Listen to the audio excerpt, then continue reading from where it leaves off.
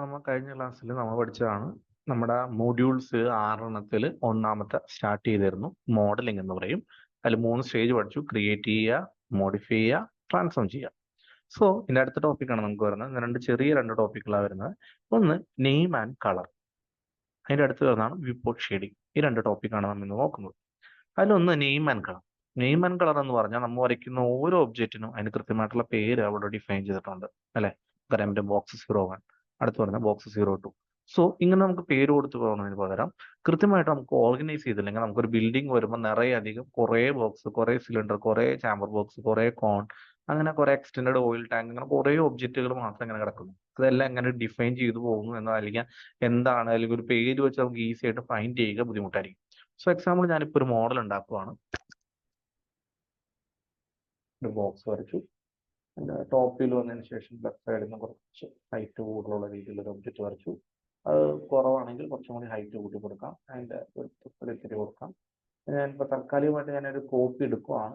അതെങ്ങനെയാണ് ഞാൻ പറഞ്ഞു തരാറ്റിയിട്ടില്ല. ക്ലോൺ എന്ന് പറഞ്ഞ ചാപ്റ്ററാണ്. ചുമ്മാ ഒരു കോപ്പി എടുത്ത് തൽക്കാലം ഞാനൊരു ബോക്സ് കൂടി വരയ്ക്കുകയാണ്. ഓക്കെ, ഹൈറ്റ് പോരാ, ഹൈറ്റ് ഞാൻ കൂട്ടി കൊടുത്തു. അപ്പോൾ അതിനകത്ത് ഞാനൊരു ഇത്തിരി കൂട്ടി കൊടുത്തു, ഹൈറ്റ് ഇടിച്ചിട്ട് കൊടുത്തു, റൊട്ടേറ്റ് കൊടുത്തു, ഞാൻ ചെറുതായിട്ട് പുറകെ കൊടുത്തു. നമുക്ക് ഇപ്പോൾ വരച്ച ഓരോ ഒബ്ജക്റ്റിനും ഓരോ കളറാണ്. സോ എനിക്ക് അതിന്റെ കളർ അതുപോലെ പേര് ഒന്ന് ഡിഫൈൻ ചെയ്ത് കൊടുക്കാം. സോ ഇതൊരു ചെറിയൊരു സോഫ പോലെ അല്ലെങ്കിൽ ചെയർ പോലെ തോന്നിക്കുന്ന ഒരു മോഡലാണ്. ഞാൻ ചുമ്മാ ജസ്റ്റ് കോപ്പി എടുത്ത് വരച്ചാണ്. ഞാൻ ശ്രദ്ധിക്കാൻ ഞങ്ങൾക്ക് ഓരോന്നിനും ഓരോ പേര് കൊടുക്കണം. ഫോർ എക്സാമ്പിൾ ഒന്നാമത്തെ ഒബ്ജക്റ്റ് ഇനി ഞാൻ പേര് കൊടുക്കുകയാണ് ബേസ് എന്ന് പറയുന്നത്. BASE, base. ഇതിന് പറയുന്നതാണ് ലെഫ്റ്റ് ഹാൻഡ് റെസ്റ്റ്, അല്ലെങ്കിൽ ഹാൻഡ് റെസ്റ്റ് ഹൈഫൺ കൊടുത്തിട്ട് ലെഫ്റ്റ് എന്ന് കൊടുക്കും. ഇതിന്റെ പേരാണ് hand rest right. So hand rest right എന്ന് പറഞ്ഞാൽ.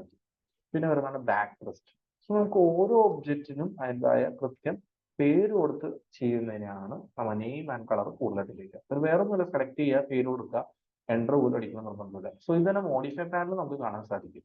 അതിനെയാണ് നമുക്ക് നെയിം എന്ന് പറയാം. എനിക്കിത് എല്ലാത്തിനും ഒരു കളർ ആക്കണം. സോ ഞാൻ എന്ത് ചെയ്തു, അത് ഇതിനകത്തുള്ള ഒരു കളർ തന്നെയാണ് എല്ലാം വേണമെന്നുണ്ടെങ്കിൽ അങ്ങനെ ചെയ്യാം, അല്ലെങ്കിൽ നമുക്ക് സെപ്പറേറ്റ് നമുക്ക് മാറ്റാം. ഫോർ എക്സാമ്പിൾ എനിക്ക് ഈ കിടക്കുന്ന ഒരു വുഡൻ ടച്ചിലുള്ള ഈ കളർ തന്നെയാണ് എല്ലാത്തിനും വേണ്ടത്. സോ നമുക്ക് ആദ്യം ആ ഒരു ഒബ്ജക്റ്റിനെ സെലക്ട് ചെയ്തതിന് ശേഷം കൺട്രോൾ ഹോൾഡ് ചെയ്തിട്ട് ബാക്കിയുള്ള റെസ്റ്റ് ഓഫ് ഒബ്ജക്റ്റിനെ സെലക്ട് ചെയ്ത് കളർ ബോക്സിൽ ക്ലിക്ക് ചെയ്ത് ഓക്കെ കൊടുക്കുകയാണെങ്കിൽ അത് ഒരേ കളറായി മാറുന്നത് കാണാം. ആക്ച്വലി നമ്മൾ വരയ്ക്കുന്ന എല്ലാ ഒബ്ജക്റ്റിനും വെവ്വേറെ കളറാണ് നമുക്ക് വരുന്നത്. അതിന്റെ കാരണം ഇവിടെ നമുക്കറിയാം നെയിം ആൻഡ് കളർ, ഇതിനകത്ത് പേരുണ്ട്. ഇവിടെ കളർ ബോക്സ് ക്ലിക്ക് ചെയ്താൽ കാണാൻ പറ്റിയ ഒബ്ജക്റ്റ് കളർ എന്നാണ് ഇവർ വിളിക്കുക. ഇതിനകത്ത് 2 തരം പാലറ്റ് ഉണ്ട്. ഒന്ന് 3D മാക്സ് പാലറ്റ്, ആൻഡ് രണ്ടാമത്തെ AutoCAD EC പാലറ്റ്. 3D പാലറ്റിൽ നമുക്ക് ലിമിറ്റഡ് അല്ലെങ്കിൽ ഒരു ഡിം കളേഴ്സ് ആണ് പ്രൊവൈഡ് ചെയ്യുന്നത്. AutoCAD പാലറ്റിൽ കുറച്ചും കോൺട്രാസ്റ്റ് ആയിട്ടുള്ള കളേഴ്സുകൾ നമുക്ക് കാണാൻ സാധിക്കും. കുറച്ച് കോൺട്രാസ്റ്റ് കൂടുതലായിരിക്കും അതിനകത്ത് വരുന്ന കളറുകൾ. ഇനി വേറൊരു കേസ് നമുക്ക് 3D മാക്സ് പാലറ്റാണ് ഞാൻ കോമൺ ആയിട്ട് ഉപയോഗിക്കാറ്. ഇതിനകത്ത് ഇല്ലാത്തൊരു കളർ വേണമെന്നുണ്ടെങ്കിൽ നമുക്ക് കസ്റ്റം കളർ ഓപ്ഷൻ ഉണ്ട്. നമുക്ക് ഏതെങ്കിലും ഒരു ബോക്സ് എടുത്തതിന് ശേഷം അതിനകത്ത് നമുക്ക് ആഡ് കസ്റ്റം കളർ കൊടുത്താൽ നമുക്ക് ഇതിനകത്ത് ഇല്ലാത്ത കോമ്പിനേഷനുള്ള കളറുകൾ നമുക്ക് ഡാർക്ക് ആയിട്ടോ ലൈറ്റ് ആയിട്ടോ വേണമെങ്കിൽ നമുക്ക് വരച്ചുണ്ടാക്കണം. ഈ കളർ ഇതിനകത്ത് ഇല്ല. സോ ആ കളേഴ്സ് നമുക്ക് വേണമെങ്കിൽ എത്രത്തോളം ഡാർക്ക് ആക്കി ഉപയോഗിക്കണം അത്രയും ഡാർക്ക് ആയിട്ട് ഇങ്ങനെ ലൈറ്റ് ആയിട്ട് നമുക്ക് ഇങ്ങനെ വന്നുകൊണ്ടിരിക്കും. അതിനകത്ത് നമുക്ക് ഏതാണ് വേണ്ടത് സെലക്ട് ചെയ്തിട്ട് ഓക്കെ കൊടുത്താൽ ആ കളറിലേക്ക് അത് മാറുന്നതാണ്. സോ അതിനാണ് ആഡ് കസ്റ്റം കളർ എന്ന് പറയാം. പക്ഷേ ഇവിടെ കാണാൻ പറ്റും അസൈൻ റാൻഡം കളേഴ്സ്. അതായത് നമ്മൾ വരയ്ക്കുന്ന ഓരോ ഒബ്ജക്റ്റിനും പല പല കളർ വേണം, അതാണ് റാൻഡം കളർ എന്ന് പറയാം. പക്ഷേ ഞാൻ വിചാരിക്കുകയാണ് എനിക്ക് ഇനി ഈ ഒരു കളർ സെലക്ട് ചെയ്തിട്ട് റാൻഡം കളർ ഓഫ് ചെയ്തിട്ടാണ് ഞാൻ സെലക്ട് ചെയ്യണമെങ്കിൽ ഇനി വരുന്ന കളറെല്ലാം ഒരേ കളറായിരിക്കും. സോ നമുക്ക് ചെറുതായിട്ട് വരയ്ക്കേണ്ട ചില കാര്യങ്ങൾ ഒരേപോലത്തെ കളറും റാൻഡം ആയിട്ട് വേണമെങ്കിൽ അങ്ങനെയും ചെയ്യാം.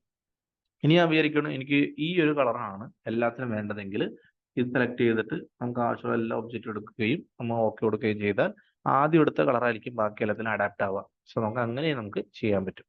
ഇതാണ് നെയിം ആൻഡ് കളറിന്റെ യൂസേജ് എന്ന് പറഞ്ഞാൽ. നമുക്ക് ഓരോന്നിനും ഫ്യൂച്ചർ പർപ്പസിന് വേണ്ടി പേര് കൊടുത്ത് ചേഞ്ച് ചെയ്യുക. അങ്ങനെ നമുക്ക് ഡിഫൈൻ ചെയ്തു പോവുകയാണെങ്കിൽ പിന്നീട് നമുക്ക് പേര് വെച്ച് ഫൈൻഡ് ചെയ്യുമ്പോൾ വളരെ ഈസി ആയിരിക്കും. അതിനൊരു ഫീച്ചർ തന്നെ ഉണ്ട്, എഡിറ്റിൽ സെലക്ട് ബൈ നെയിം എന്ന് പറഞ്ഞിട്ട് പേര് വെച്ച് നമുക്ക് സെലക്ട് ചെയ്യാൻ പറ്റും. അതിനകത്ത് കാണാൻ പറ്റും വേണമെങ്കിൽ back rest, base, hand rest left, അങ്ങനെ ഓരോന്നിനും പേര് കൊടുത്തിട്ടുണ്ട്. ഈ സ്പിയർ എന്ന് പറയുന്നത് ഇവിടെ റൈറ്റ് സൈഡിൽ വെച്ചിരിക്കുന്ന ഈ ഒബ്ജക്റ്റുകളാണ് കണ്ടത്, എല്ലാം സ്പിയർ കിടക്കുന്നത്.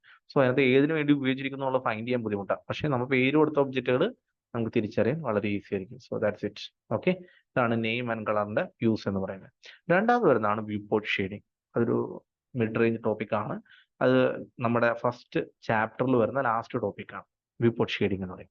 ആക്ച്വലി 2010 വരെയുള്ള 3D മാക്സ് വേർഷൻ, ഇത് 2022 10 വരെയുള്ള വേർഷൻസിൽ ശരിക്കും 5 ഷെയ്ഡിങ് സ്റ്റൈലാണ് മാക്സിൽ പ്രൊവൈഡ് ചെയ്തിരുന്നത്. കാരണം അതിന് ശേഷമാണ് ഗ്രാഫിക് കാർഡുകളുടെ യൂസേജും അതുപോലെ ഗ്രാഫിക്സ് കൂടുതലായിട്ട് ഉപയോഗിച്ച് പല പല ഷെയ്ഡിങ് സ്റ്റൈലുകൾ വന്നു തുടങ്ങിയത്. എന്ന് പറയാൻ പറ്റും നമുക്ക് അതിനായിട്ട് 5 ഷെയ്ഡിങ് സ്റ്റൈൽ ഉണ്ടായിരുന്നു. അതിൽ ഒന്നാമത്തെയാണ് default shading, face sets, bounding box, flat colour, പിന്നെ ഇതിനകത്ത് face 1, 2, 3, 4, 5 flat colour, bounding box ഉണ്ടായിരുന്നില്ല. 1, 2, 3, 4, 5 ഫങ്ഷൻസ് ഉണ്ടായിരുന്നത്. ഡീഫോൾട്ട് ഷെയ്ഡിങ്, അതുപോലെ ഹിഡൻ ലൈൻ, വയർ ഫ്രെയിം, പിന്നെ ഫ്ലാറ്റ് എഡ്ജ് ഫേസസ്, അങ്ങനെ 5 ഫംഗ്ഷൻ ഉണ്ടായിരുന്നു. പക്ഷേ ലേറ്റസ്റ്റ് വേർഷനിൽ 2022 ഏകദേശം 12, അതായത് 2011 ശേഷം ഗ്രാഫിക് കാർഡ് അപ്ഗ്രേഡ് ആയി. RTX GTX എന്ന് പറഞ്ഞ ഗ്രാഫിക്സ് കാർഡ് കിട്ടും. അതിനുശേഷം ഇതിനകത്ത് ഏകദേശം 16 ഷെയ്ഡിങ് സ്റ്റൈൽ ഉണ്ട്. ഇപ്പോഴത്തെ വേർഷനിലൊക്കെ 16 ഷെയ്ഡിങ് സ്റ്റൈൽ കാണാൻ പറ്റും.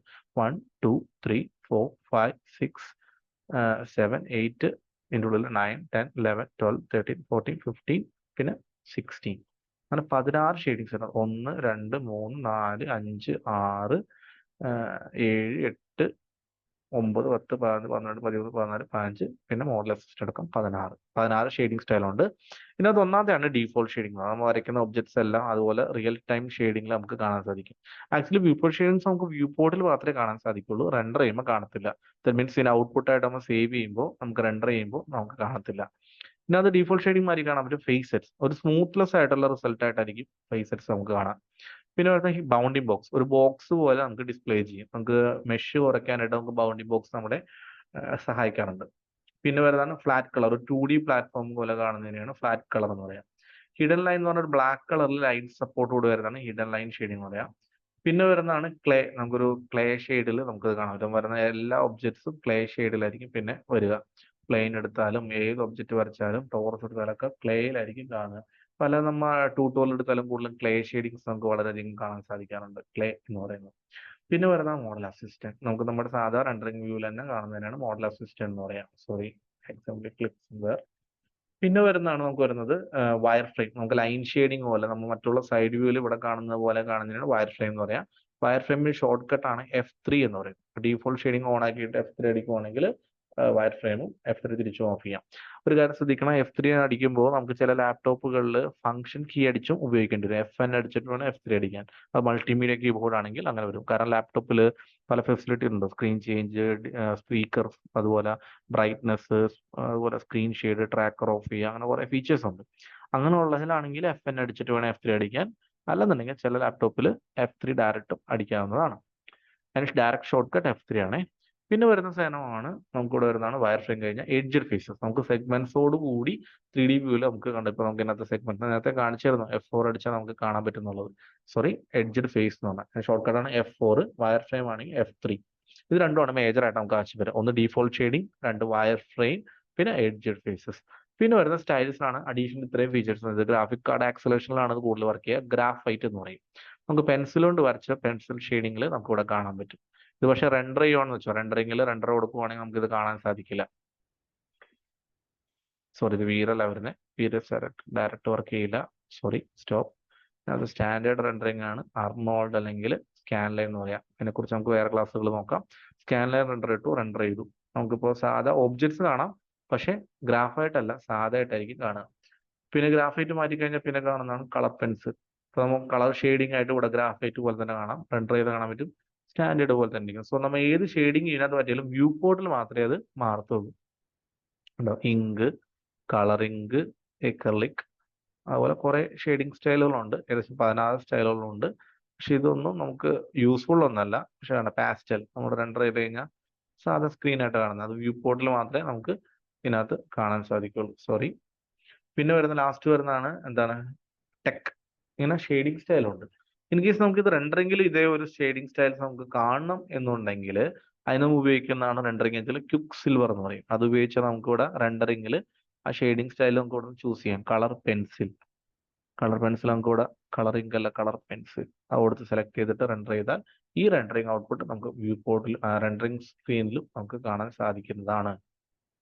ഏത് ഷെയ്ഡിങ് മാറ്റിയാലും ആ ഷെയ്ഡിങ് സ്റ്റൈൽ ഇപ്പോൾ നമുക്ക് വേണമെങ്കിൽ കളറിംഗ് കൊടുത്തു കഴിഞ്ഞാൽ ഇവിടെ നമുക്ക് അതിന്റെ ഷെയ്ഡിങ് സ്റ്റൈൽ കളറിംഗ് ആയി കൊടുത്തതിന് ശേഷം നമുക്ക് റെൻഡർ ചെയ്ത് കഴിഞ്ഞാൽ അതേ ഷെയ്ഡിങ് സ്റ്റൈൽ റെൻഡറിങ് നമുക്ക് യൂട്ടിലൈസ് ചെയ്യാം. അത് പ്രൊവൈഡ് ചെയ്യുന്നത് ഈ ഒരു റെൻഡർ എഞ്ചിൻ മാത്രമാണ്, ക്വിക്ക് സിൽവർ. സ്റ്റാൻഡേർഡിലോ വീറയിലോ ഒന്നും അത് അവൈലബിൾ അല്ല. ഓക്കെ, സോ ആക്ച്വലി വിപ്പോർട്ട് ഷെയ്ഡിങ്ങിൽ നമുക്ക് അതിന് ആവശ്യം വരുന്നില്ല. അത് മേജർ ആയിട്ട് വരുന്ന ഒന്ന് ഡീഫോൾട്ട് ഷെയ്ഡിങ്, രണ്ടാമത് വരുന്നത് wire frame edge faces.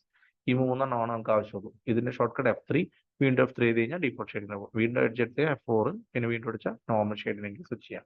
So F3, F4. ഇതേപോലെ തന്നെ നമുക്ക് സൈഡ് വ്യൂസിൽ നമുക്ക് വേണമെങ്കിൽ ഇവിടെ F3 പ്രസ് ചെയ്താൽ വയർ ഫ്രെയിം, F4 അടിച്ച എഡ്ജ് ഫേസ് നമുക്ക് അവൈലബിൾ ആണ്.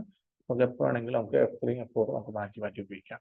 വേറൊരു കേസ് സൈഡ് വ്യൂസിൽ ഈ ഓർബിറ്റ് ഒരു കാരണവശാലും ഉപയോഗിക്കരുത് എന്ന് മാത്രം റിമൈൻഡ് ചെയ്യുന്നു. ഓക്കെ, സോ ഇത്രയാണ് ഇതിനകത്ത് നമുക്ക് ഈ ടോപ്പിക്കിൽ പഠിക്കുന്നത്. ഇതോടെ നമ്മുടെ ഫസ്റ്റ് ചാപ്റ്റർ ഫുള്ള് തീർന്നു കഴിഞ്ഞു. ഇനി സെക്കൻഡ് ചാപ്റ്റർ ആണ് സ്റ്റാർട്ട് ചെയ്യുന്നത്.